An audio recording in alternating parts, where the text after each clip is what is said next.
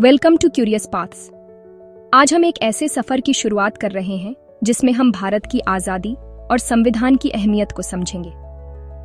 आज हम उस ऐतिहासिक मौके पर हैं जब भारत ने सदियों की गुलामी के बाद 15 अगस्त 1947 को आजादी की सांस ली। यह सिर्फ एक तारीख नहीं थी, बल्कि करोड़ों भारतीयों के लिए एक नए युग की शुरुआत थी। लेकिन आजादी के साथ आई एक बड़ी जिम्मेदारी, अपने देश को चलाने के लिए अपने नियम खुद बनाना। अब हमें तय करना था कि हमारा देश किस दिशा में आगे बढ़ेगा। ब्रिटिश राज के बाद भारत बिखरा हुआ था, धार्मिक, भाषाई और सामाजिक विविधताओं से भरा। विभाजन के दर्द और चुनौतियों के बीच देश को एकजुट रखना सबसे बड़ी जरूरत थी। सवाल था, इतने बड़े देश को एकजुट कैसे रखा जाए? इसका जवाब था संविधान। संविधान ने हमें एक साझा पहचान और दिशा दी। संविधान सिर्फ कानूनों की किताब नहीं, बल्कि देश की आत्मा है।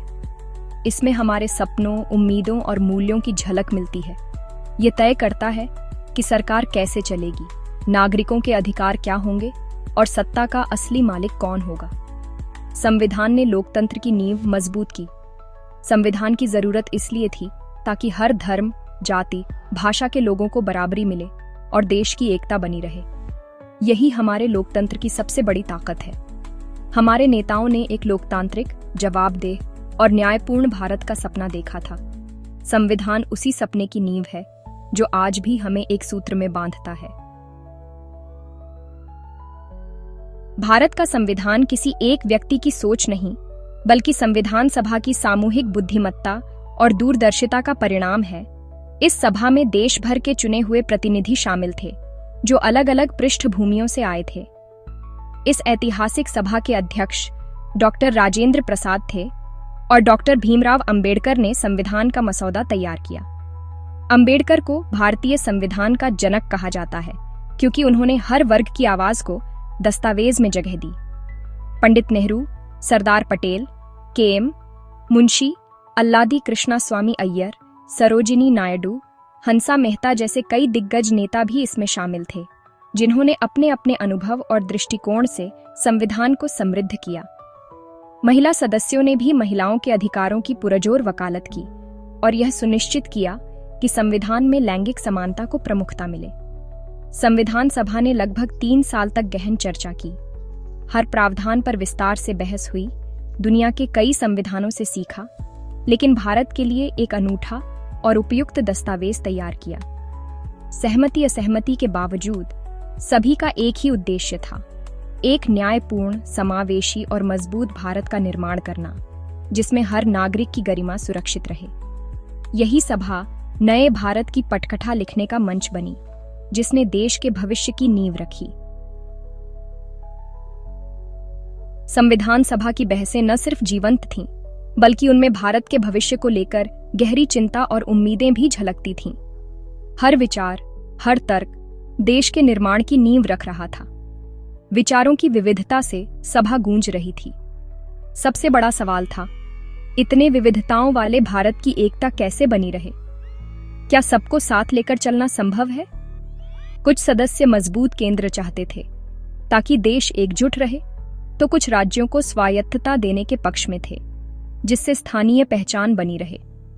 लंबी बहसों के बाद नतीजा निकला। केंद्र और राज्यों के बीच शक्तियों का स्पष्ट बंटवारा किया गया, जिससे एक संघीय ढांचा बना। नागरिकों के अधिकारों पर भी विस्तार से चर्चा हुई, ताकि हर व्यक्ति को समान अधिकार मिले। डॉक्टर अंबेडकर ने समानता, स्वतंत्रता और शोषण के विरुद्ध अधिकारों को संविधान में शामिल करवाया, जिससे समाज में न्याय की भावना मजबूत हो।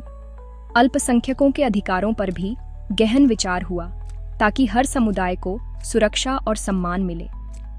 अलग निर्वाचक मंडल की मांग खारिज हुई, क्योंकि इससे समाज में विभाजन बढ़ सकता था।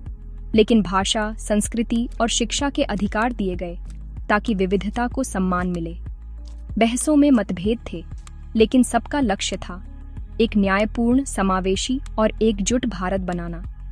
संविधान सभा ने दिखाया कि विविधता में भी एकता संभव है, और यही भारत की सबसे बड़ी ताकत है। संविधान के मौलिक अधिकार हर भारतीय को सुरक्षा कवच देते हैं। 6 मुख्य अधिकार समानता, स्वतंत्रता, शोषण के विरुद्ध, धार्मिक स्वतंत्रता, सांस्कृतिक व शैक्षिक अधिकार और संवैधानिक उपचार। समानता का अधिकार, कानून की नज़र में सब बराबर। छुआछूत अपराध बना। स्वतंत्रता का अधिकार, बोलने, आने जाने और सरकार की आलोचना करने की आज़ादी। संवैधानिक उपचार, अगर अधिकारों का हनन हो तो सीधे अदालत जा सकते हैं। अधिकारों के साथ साथ संविधान नागरिकों के कर्तव्य भी बताता है। यही एक जिम्मेदार नागरिक और मजबूत राष्ट्र की पहचान है। संविधान बनाना आसान नहीं था। भाषा, जाति और धर्म सबसे बड़ी चुनौतियां थीं।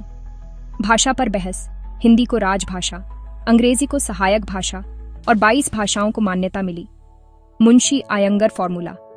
जाति व्यवस्था, छुआछूत को अपराध घोषित किया गया। दलितों और आदिवासियों के लिए आरक्षण की व्यवस्था की गई। धर्म, भारत को धर्मनिरपेक्ष राष्ट्र घोषित किया गया। राज्य सभी धर्मों का सम्मान करेगा। इन फैसलों ने भारत की विविधता को उसकी ताकत बनाया। संविधान निर्माताओं ने साहस और दूरदर्शिता से काम लिया। यही वजह है कि आज भारत अपनी विविधता पर गर्व कर सकता है। संविधान ने भारत के लिए संसदीय प्रणाली चुनी। राष्ट्रपति संवैधानिक प्रमुख, असली शक्ति प्रधानमंत्री और मंत्रिपरिषद के पास। सरकार संसद के प्रति जवाबदेह है। लोकसभा के सदस्य सीधे जनता द्वारा चुने जाते हैं। शक्तियों का पृथक्करण विधायिका कानून बनाती है, कार्यपालिका लागू करती है, न्यायपालिका व्याख्या करती है। सुप्रीम कोर्ट संविधान का संरक्षक है। कानून या आदेश असंवैधानिक हो तो रद्द कर सकता है। स्वतंत्र चुनाव आयोग की स्थापना, निष्पक्ष चुनाव सुनिश्चित करने के लिए। केंद्र और राज्यों के बीच शक्तियों का बंटवारा, राष्ट्रीय एकता और क्षेत्रीय स्वायत्तता का संतुलन।